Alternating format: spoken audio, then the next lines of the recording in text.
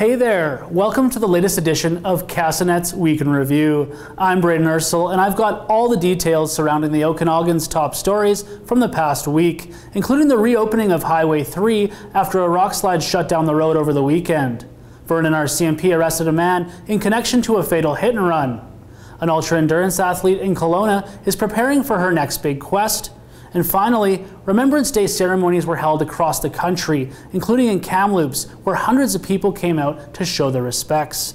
We'll kick things off from the top with a story from our Penticton news team around the reopening of Highway 3 west of Karamias. This happened on Tuesday after a rockslide showered the roadway over the weekend, halting any traffic from passing through. It has caused damage on the highway, which has closed the highway, damaged internet, landline phones, and so a lot of communication issues, a lot of power issues, but also in regards to just making sure that things are safe for residents or that they're given the appropriate information. According to Drive BC, the road was first reopened to single-lane alternating traffic before being fully reopened this week. Vernon RCMP say an arrest has been made in a fatal hit and run earlier this week.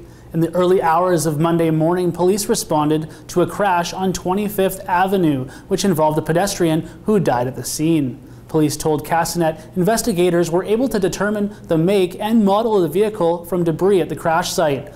A license plate obtained from security footage in the area led police to a residence where they located the suspect vehicle. The alleged driver, a 31-year-old man, surrendered to police and was arrested. He was released and will appear in court later in February of next year. In Kelowna, an ultra-endurance athlete is training for her next big adventure, a 25-hour run to help raise money and awareness for the SA Foundation, a company that works to rehabilitate survivors of human trafficking. With 2 successful fundraisers in the past 2 years, Savannah Holmes hopes her 25 hours of straight running can raise $25,000. In 2021, I did a 500-kilometer barefoot run here in Kelowna during the heat wave. Actually, it was tough, broke my feet, powered through, and after that experience, I just realized there's so much we're capable of, and if you can unite a community behind a cause, like a real change can be made.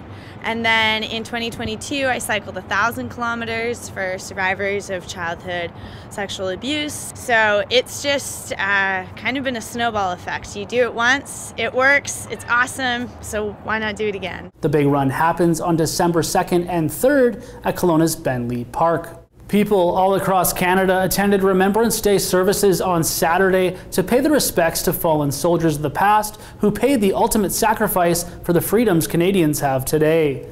It was quite the turnout in Kamloops, where large crowds of people filled Riverside Park for 11 a.m. It is important to remember those that served before us and who gave the ultimate sacrifice for this country.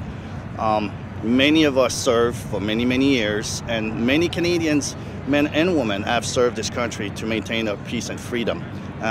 It's a day that we have to remember those that, again, that gave the ultimate sacrifice with their life, many of whom never made it home. As a veteran, myself, I think of the people before me, and the people serving now, and the people that will serve this country. That's the way I take it. That brings us to our conclusion of the November 12th edition of the Week in Review. Be sure to catch us next week, where we'll be sure to have a whole new batch of stories to talk about. For Castanet News, I'm Brayden Ursel.